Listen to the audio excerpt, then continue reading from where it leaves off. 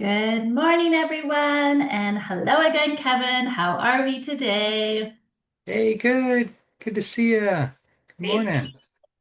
Thanks so much for joining us. This is the second webinar we've done with Kevin, and our latest is CPG Unpacked. I would say that our theme today is really how to get on shelf, and if you're already on shelf, how to get onto more shelves. So, popular topic. Everyone's very excited to learn all about what Beacon is and how this can help support in getting on shelf and just so you guys all know, one of the reasons why I love, so Kevin works with Beacon and he's going to explain more about how Beacon benefits CPG brands. But one of my favorite things of having Kevin on is that he used to be a category buyer at Whole Foods, has also had leadership roles working on the brand side, and now is working with Beacon. So I really love the opportunity to kind of ask all things under the sun as it relates to on shelf, velocity, what do category managers actually look for? And if you have any questions, feel free to drop them in the chat. Okay, first things first. I'm not sure if everyone is aware, Social Nature is a digital sampling platform for natural brands, and we are very excited to announce that we now have a partnership with Beacon. But first, as many people ask me, I've heard of Beacon, but I'm not entirely clear what Beacon does. And so I figured that'd be a good place to start. Kevin, can you tell us what Beacon's all about?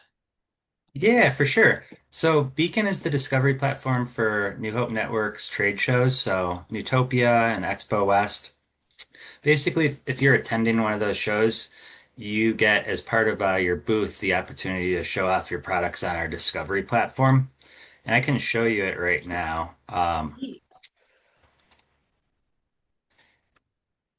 So it's basically a catalog of most of the products at our show. This year we had 75% of the products at Expo West on Beacon.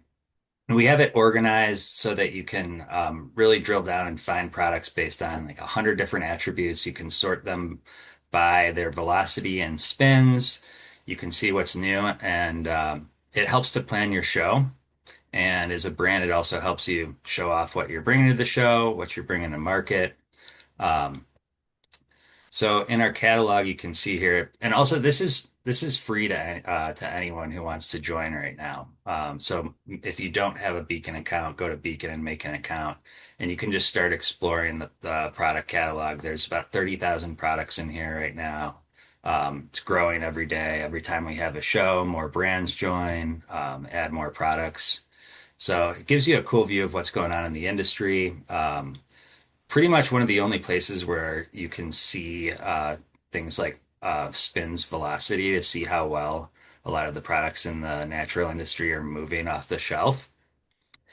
And you don't have to you don't have to pay for it either.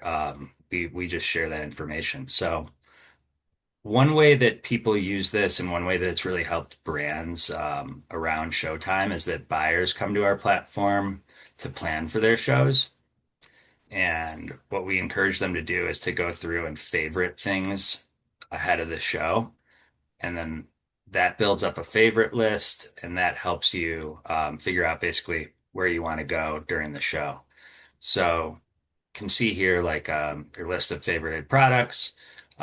We even plot it out on a map for you for the show so that ahead of time you can make a list of the things you want to see, come in here and then put it on a map at Expo West and have that guide you around.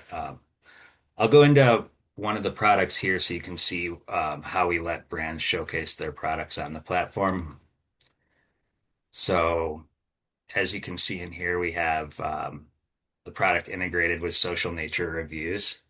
So this is a really cool part of our partnership that now brands and products that work with both of us have an opportunity to show off their reviews, get this in front of buyers before the show.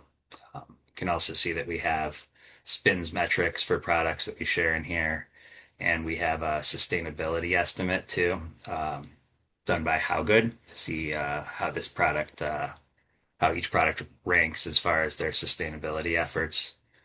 One thing that was really exciting that we saw this year was actually that products that got favorited. at before the show, we're significantly more likely to have someone come and stop at their booth as a result of the favoriting. So it's a good way to show off and plan for the show and make more of an impact when you get there. Yeah, one of the things that we were interested in is helping Beacon kind of bring forth the voice of the consumer. I know back in the day, brands or buyers used to like check out a brand's Insta and be like, oh, they have so many followers, they must be a great brand. But I mean, and I think I imagine that that's still the case to some degree. But we wanted to take that a step further and bring forth the voice of the consumer. So, Social Nature's community of a million natural shoppers, if, as Kevin says, if there's any crossover, and of course there basically is always a crossover, for all the brands that we have reviews, we are now going to syndicate them to Beacon to basically show off that you have this new product and look, this is how these consumers think of your product. And on average, we see over 4 to 5 stars on our platform. So it certainly is always a great way to show off kind of the both sides of the marketplace. Buyers are looking for there's a gap in on their shelf and in their category, so they need to fill that gap, and they're more likely to choose a brand that has great reviews. So that is certainly our thought process, and we're very excited to share this new kind of mic drop moment. Um, Kevin, so I mean, there is, as people were registering for this webinar, there's so many questions that first come to mind. I have some questions, and certainly the audience does, around kind of like what buyers are you see using the platform, and is it just in prep for Expo West, or are you seeing that people are like regularly logging in, and how do you imagine they're using this data? I heard anecdotally that Target's expanding their shelf space for meat category, like snack meat, so meat sticks, by 4 feet to 8 feet. So, like in my mind, Target's like, I'm looking for new brands to fill that space. Am I using Beacon? Yeah, totally. It's really cool actually. We've seen a huge increase in people coming to the site, not just right around our events, but year round. And from what I've heard, a lot of people use Beacon to sort through new items. Kind of like what you just said, if Target's looking to fill some spots around like meat sticks or snacks that are protein heavy, they can sort through Beacon to get like a nice view of just all the new stuff that brands are offering. Um, New high protein items, things that fit a certain diet. The platform automatically sorts it by velocity. You can also sort by what's new. So the way that you could look at it would be like, benchmark a few of the products that you already have, maybe look at a few voids that you might have, and then monitor Beacon to see what's being released. Things that maybe are just coming out only in a few stores, but they're starting to show some velocity in the few stores that they're in. And then you can schedule a meeting with them at one of our shows, favorite them, keep an eye on them compared to what you already have on your shelf. When you go to the show, meet with them. And yeah, it's a way to just have like a little bit of inside intelligence on what's going on across different trends, different categories, and then act on that. And kind of an early view of it too. Okay, amazing. So you've touched on this, and I love the fact that you have this integration with Spins, which is like, okay, so how is the product selling at current distribution? What are like, I would say the top 3 things that retail buyers or that you as a retail buyer looked for when you're evaluating brands? That's a good question. I think a lot of times it's just if it's new, are you getting out and supporting the product? Like, do you have people showing up at stores, maybe sharing some samples with the team? Are you checking in on the product on the shelf?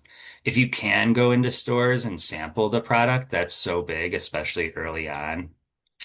Like after college, I worked at this little Whole Food store, Ideal Market in Boulder, and I saw so many brands really establish themselves and take off because they were in the store handing out samples, once a month. Dave from Dave's Killer Bread started there. You're kidding. That's amazing. Yeah. Harmless Harvest coconut water took off because they were letting everybody try it there. So, just building that up early on and like making sure that there's a face that's connected to the brand. I think that really helps a lot. And you can Yeah. do that early. It gets a little bit harder as you start to get into more stores. But as a buyer, you want to see how people are doing in those first few stores. Amazing. I Yeah. mean, did you see the photo of Ben Stiller handing out his Yeah. own water in Jersey? I mean, like that's basically it, right? Like, is Yeah, like, exactly. are you willing to put your best foot forward? And I just loved that it was Jersey. I was like, that's like Yeah. just so cool to me. And I'm totally with you. I think one of the things that brands startups, and we talked about this, how like the mission is so focused, so important in the early stage, but as you scale it sometimes becomes less important. But I think, aside from mission, and we'll get into that, like a plan, right? Like, how many times is it more obvious when a brand has a plan versus those who don't? And like, I'm one of the founding members of Social Nature, but I still take discovery calls. And so when I say, I don't know, maybe I've done like 10,000 discovery calls in the 11 years we've been in business. And there are so many like well-meaning founders who like show up and they talk 45 minutes about their mission. I was like, cool, but like, what's your plan?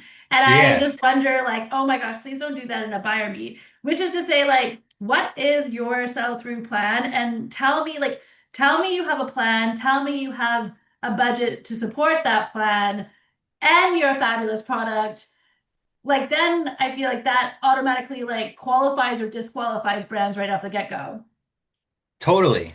I mean, people put so much effort into just like planning for a trade show like Expo West and making sure, spending all this money, getting all these people out there. Um, but then what's the plan after that? What happens when you actually get into the store? What are Yeah. you going to do to make sure that the stuff doesn't sit on the shelf? What are you going to do to make sure that it even gets on the shelf and doesn't just get stuck in the back? Yeah. Um, Seen that happen before. Yeah, that's fair. One of the things that Social Nature is new for 2026 is our retail readiness report. So we're super excited to share that with y'all. We're actually going to send it through email after this meet. And basically, what it is a way to showcase. So one of the things that we've actually discovered since launching the platform is the ability to ask custom questions post trial was great, and we just assumed that it was like a huge win for brands. But a lot of brands didn't know how to use that data, and some brands didn't even know what questions to ask. So it was really interesting for us to kind of help co-create this retail readiness report with brands. But now we have this report ready to go for every campaign that we run. And as a category manager, I have my own thoughts, but I'd be curious to know what kind of data do you want to see in this retail readiness report? You know what? There's one I've been thinking about recently is like the average selling price versus the rest of the Mhm. category. Yes, yes. Um, 'Cause, I think I'd want to know, as a brand, am I being competitive? Like, I have my MSRP, but are my competitors usually offering like a 25% shelf discount, or is it more like 15%? And Hmm. how do I plan my promotion strategy with stores so that, my product doesn't show that it's 5.29 and my competitor is always at 4.99. I Yeah, think that would be really helpful. And then also, just, reorders, how fast it's moving off the shelf. Seeing that maybe across different flavors too and yeah. SKUs. I think the other thing that's really interesting, I actually just came off a call with Way and Morgan, the founder. It's a brand new brand. Morgan is the previous founder of Primal Kitchen. And anyways, I was talking to their sales lead, Natalia, and we were just talking about incrementality, sorry, and like what that actually looks for, because it's like a really cool functional bev. And I was like, ooh, retailers are gonna love this because it's just like again another kind of way to shake up the industry. And so I think asking questions to our community around that, like how did this product resonate? Because I think, and if you guys haven't like check out Wave, it's a really cool product. You probably in a lot of cases aren't or currently shopping in this category. So like, maybe this is an Olipop, a one's Olipop buyer who's like willing to like try kind of like some cool like twist on beverages.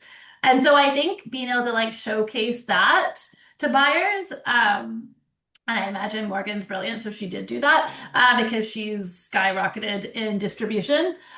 So that's really cool to like talk to brands who already get it. And our intention, of course, from this retail readiness report is to help breadcrumb that for brands with less experience. But yeah, totally with you. Like kind of like just questions around like category usage, occasion usage. Like, Hmm.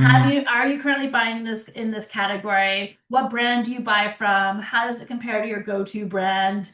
When are you most likely to drink this product? Oh my gosh, as a millennial mom with kids 3 and 6, one of the things that we discovered, this was just like an interesting nugget, is that millennial moms love energy drinks because they want a cold drink to drink in the afternoon, that if they spill, it doesn't hurt them or their kid.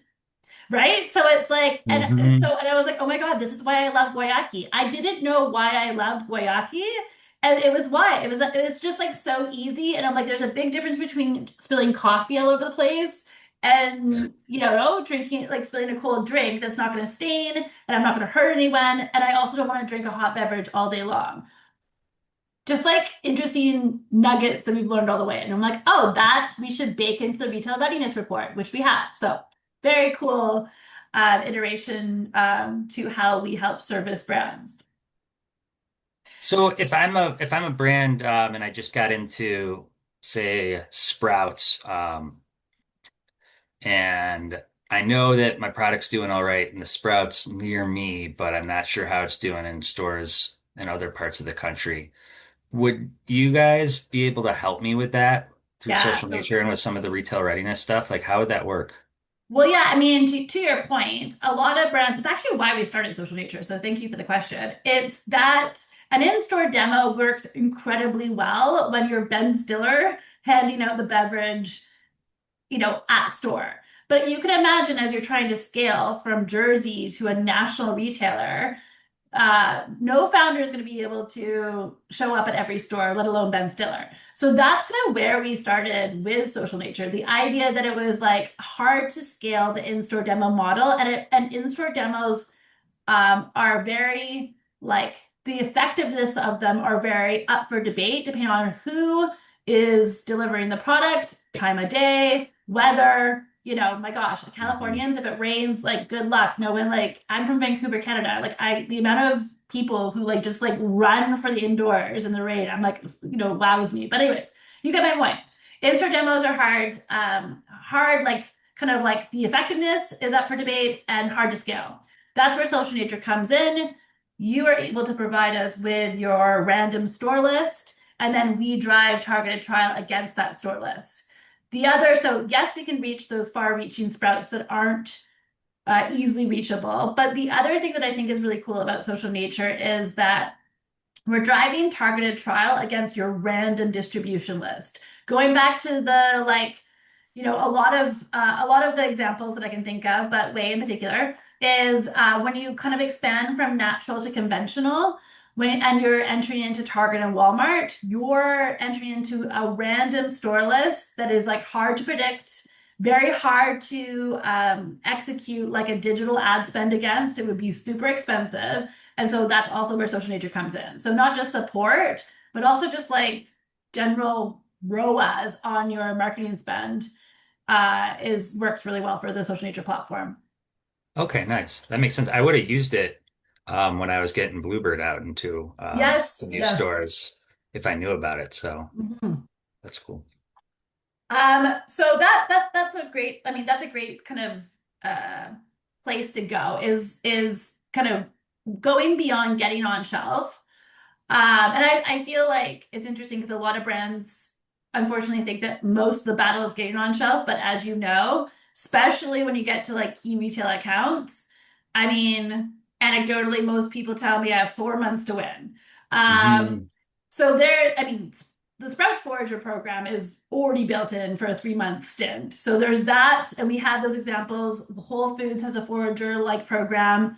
And then even Walmart and Target is basically saying right up front, yeah, we'll give you a shot, but you have 4 months. What are some levers brands have to pull? I mean, aside from like, the other question I have is like, how much are retailers actually saying you have to use our programs? Like, did Whole Foods have a like, you need to use our program to do X? Yeah, I mean, it's for a long time that was just kind of the hidden way of doing a slotting fee was like you Yes. have, you have to do the program. And I think you just have to go into it expecting that you aren't really going to be making money for the first few months. With like with that forager program, hopefully you do end up with like a good spot on the new item end cap or in that like that forager section, and that you're able to get some momentum there before you get just slotted into a random spot on the shelf. But that's kind of the moment, right? Like, how do you make sure that that momentum carries over? People are excited about it. It's new. I think one thing to do is just make sure that you're already going to be maybe taking a hit for those first few months. Um, but but don't just try to recoup the margin right away and not do any promotions after that. You're going to have to keep it rolling. So that's one way to stand out. Make sure that when it moves to the shelf that there's still a sale, like a sales tag. It doesn't have to be as big, but something where you're still part of the program. Yeah, that's fair. And also for people who are discount sensitive, I have another anecdote. As a millennial mom, I buy made good products every time they're on, like every time I go to the grocery store. But like 95% of the time they're on sale. So the Hmm. 5% of time that they're not on sale, I don't buy them because Yeah. unfortunately, I'm like the biggest fear that everyone says. I've been taught to only buy when it's on sale. So the other thing that I would say is just like a sneaky benefit to social nature is that because the discount that we provide to our community isn't advertised at shelf or even to the retailer. The retailer doesn't even necessarily need to know that we have social nature humming in the background. Can be very beneficial to brands who are worried about this. So, like for instance, Walmart's price is supposed to be the everyday low price. So you can imagine, well, number one, they won't let you discount it at store. So there's just like, it's an educated kind of retail strategist is going to know some of these pieces and be like, that scares me. But yeah, we've kind of thought about that. So that's just another tidbit or trick. Um, I have a question that I might have missed from earlier, but I want to make sure I get to it. And it's a good question. Howard wants to know, how does Beacon compare to Range Me? And is there a universe in which you're using both, or is it kind of one or the other? Yeah, so they're pretty similar. Range Me, is comes from the ECRM community and those shows. And really the main difference right now is that Beacon is built around Expo West, the biggest natural products trade show, and Newtopia. Another thing that makes us different is that we have the integration with How Good for the sustainability scoring, and we work with Spins, which I think has a little bit of a closer view of the natural industry. Mhm. Range Me right now is tied to Nielsen, but a lot of similarities. But the main one is really just that show connection at the top. Yeah, one of the things that certainly Social Nature was excited to partner with Beacon around is the fact that we only work in the better for you space as well. And the product doesn't need to be perfect. It just needs to be positioned as better for you. But and again, both Beacon and Social Nature isn't just working with natural grocers, right? To make that clarification is just so do you also have like buyers within conventional retailers using Beacon? Yeah, so we do. I mean, we don't really have any restrictions on the buyers, and we get basically any buyer at our shows, which is uh, thousands. It's I think we were around 4,000 ish buyers that joined the platform over the past 6 months. So.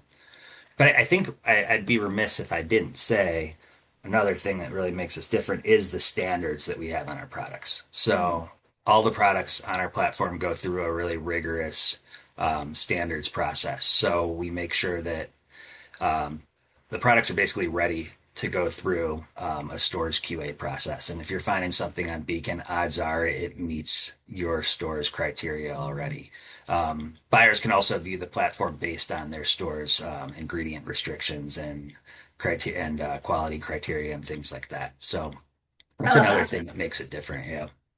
Yeah, I think more conventional retailers are dedicating more and more shelf space to better for you brands, but it is really good to know that like if there's a gap in the category that a buyer's looking to fill, they're coming to Beacon. And also social nature. We plug into every retailer, but we only work with better for you brands with similar criteria. So a match made in heaven. Yeah. Another question that's come up, which is a great question, and if you are not at the show, so let's say Newtopia is probably the next big trigger event for y'all, right? Yep. Yep. Okay, In so if you're August, yeah. not, yeah, if you're not at Newtopia, can you still list your brand on Beacon? Yeah, so definitely if you're interested in doing that, reach out to us. Right now, the majority of our products are from our shows, but we're working on getting more products up that are not from our shows. So if you want to be one of those products, we'd be happy to help you get you a spot in front of those same buyers. And so then, so I guess even if say, I mean, I'm sure like there's lots of brands who probably are like go to Expo but don't go to Newtopia or like that kind of thing. Is there kind of this idea that once you're on the platform, then you kind of have this like then you're just like adding new products as you go, and so there's like the robust catalog, whether you attend the actual show or not, correct? Yeah. Exactly. I mean, that's the biggest thing is we wanted to give people an opportunity to show off their products year round, not just at the shows. Got it. And so, yeah, once you attend one of our shows, you get that free Beacon inclusion, and then you're on Beacon after that, and you're in front of all these buyers year round. So it's pretty cool. Um, Amazing. I also have a ton of brands always asking me like, okay, so how do I get on Beacon? And then how do I edit my product pages? Any like contact information for y'all that we like, do you want to drop in the chat or Yeah, what? for sure. Yeah. I'll drop it in the chat, but yeah, we have a great team that just helps people with anything they need on their Beacon profile, and helps you get set up, make sure that your profile is a great representation of your brands and your products. Another piece is that we're going to be now working with Spins IX1 to make sure that products that are in Spins and IX1 can easily move onto Beacon. So that's going to help people with like another part of their retail readiness as they're getting ready for the show. They want to get listed in Spins IX1. They also will then just be able to push that into Beacon.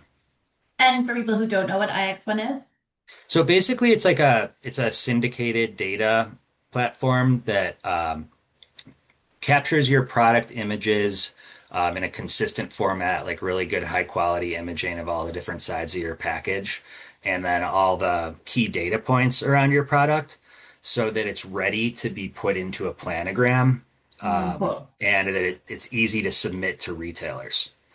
Got it. So kind of a consistent way to have all that product data in one spot where you can just submit it to retailers. They can put it into their planograms, put it on catalogs, and yeah, it's a good way to maybe prepare for a show if you know that you're going to be talking to one of those bigger buyers to have that stuff ready. Yep, that's fair. Yeah. On that note, okay, we've talked a lot about what brands should do. What are some common mistakes brands shouldn't do? What shouldn't brands do? Yes, as it relates to like buyer meets or like meeting a buyer. Hmm.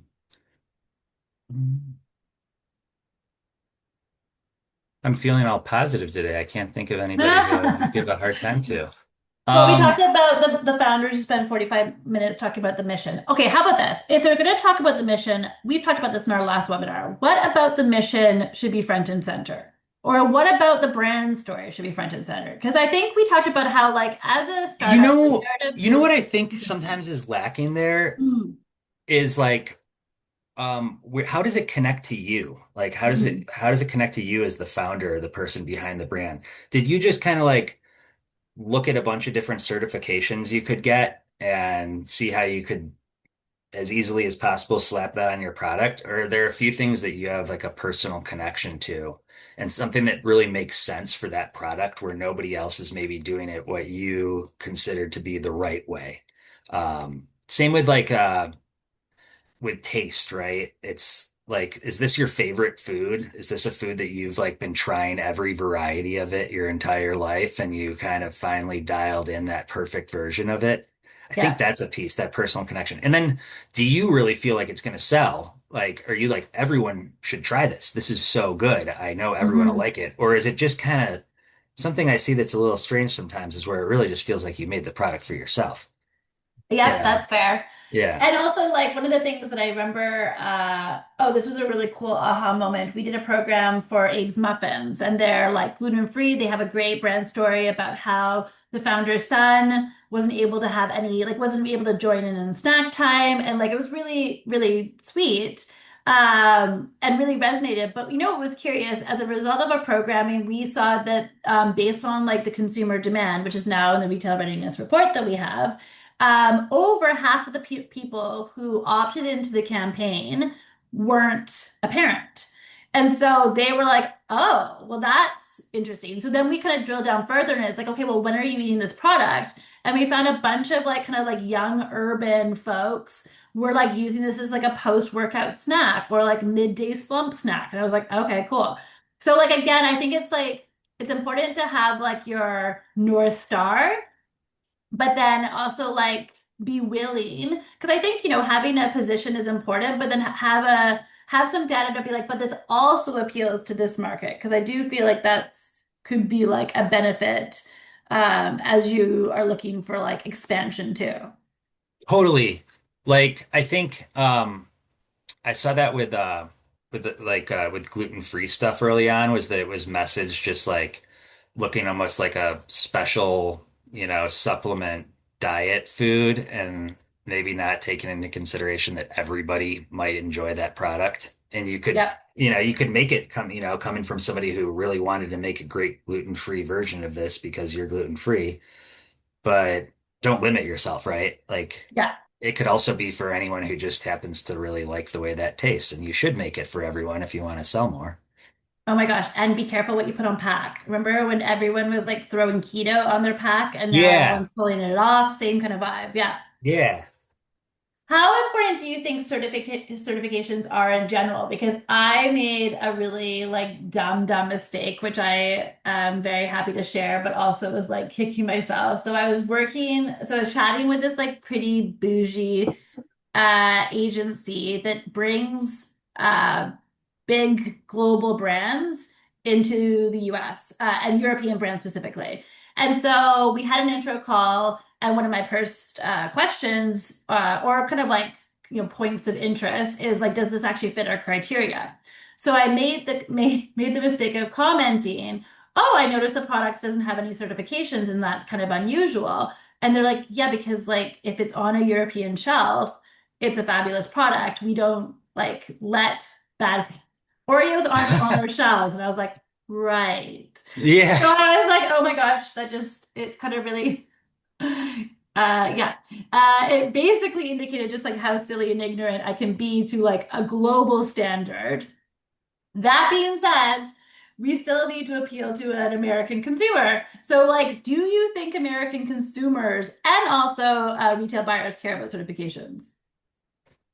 I think so, but I do think maybe there's something in the air recently that is making it not quite as important. I'm not sure what it is, but I know that just looking at the data over the past year, it's organic certification sales or like sales around those products are basically flat. We Mhm. aren't seeing it continue to grow. So it could be that it's kind of spreading out and getting more specialized with like the regenerative Mhm. organic. It could also be that I think there's something going on with a little bit more of a shift of like the identity related packaging where people just want that package that looks like it's their personal brand. And maybe Very that's a little cool. bit more valuable or to certain shoppers, certain demographics right now than checking all the certs. Yeah, that's fair. I also just wonder if like this influence of like the Maha movement and like I was very curious to see the launch of non-UPF, which I actually like. Yeah.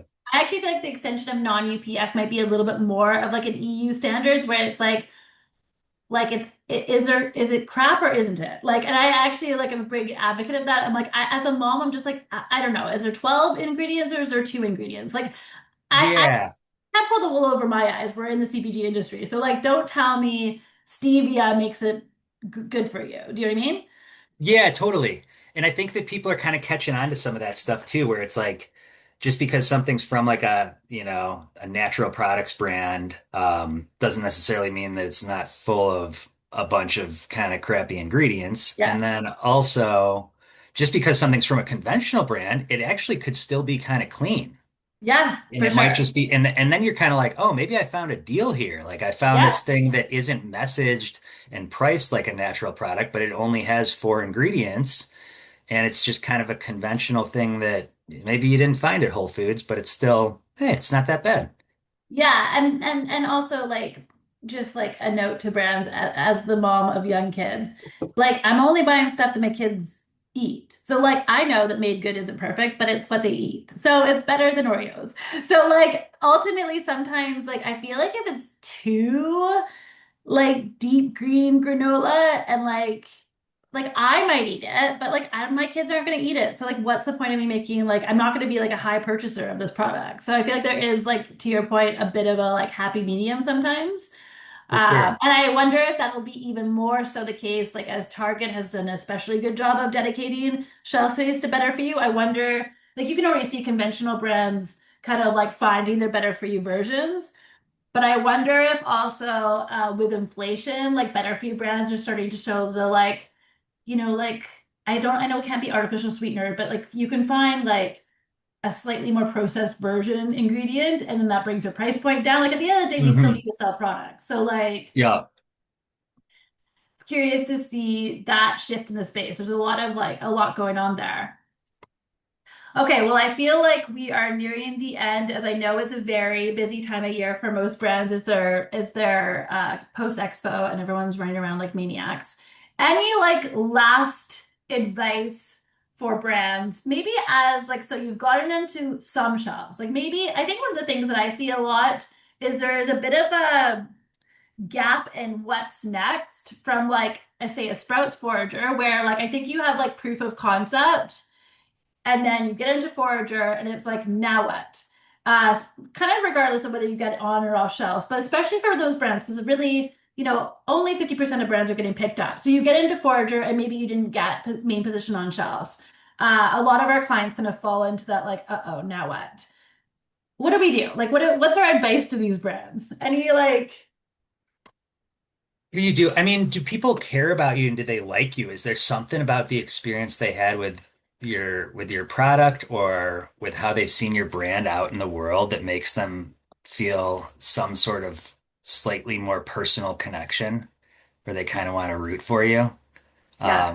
I mean, that's how I feel about some products like Tony's chocolate.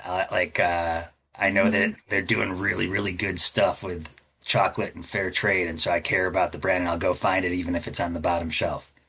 Yeah. Is there some sort of personal connection like that? I don't know. What do you think?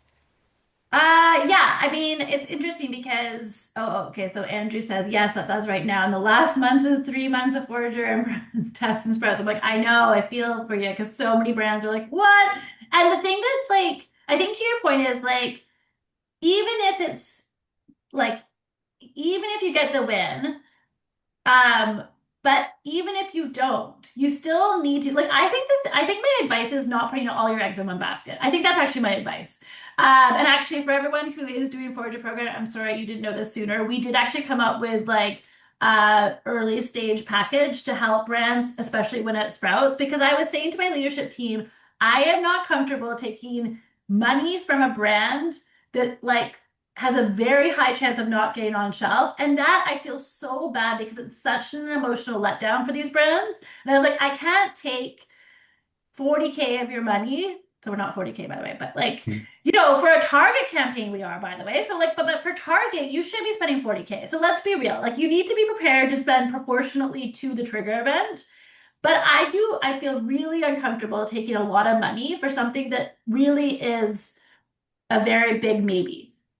And so I think the other thing is like I I know we've actually spoken on the last webinar about the balancing between ACV and velocity, but my advice to brands is make sure you're fostering relationships with a few key retail accounts at a time. And I don't think that it has to always be a national account. I think Meyer, Wegmans, Fresh Time, there's tons of like regionals that have like great is a great stepping stone to the bigger accounts. And I wonder if sometimes brands just don't realize that there is a happy medium in their approach for cash flow, for momentum, for all of those things.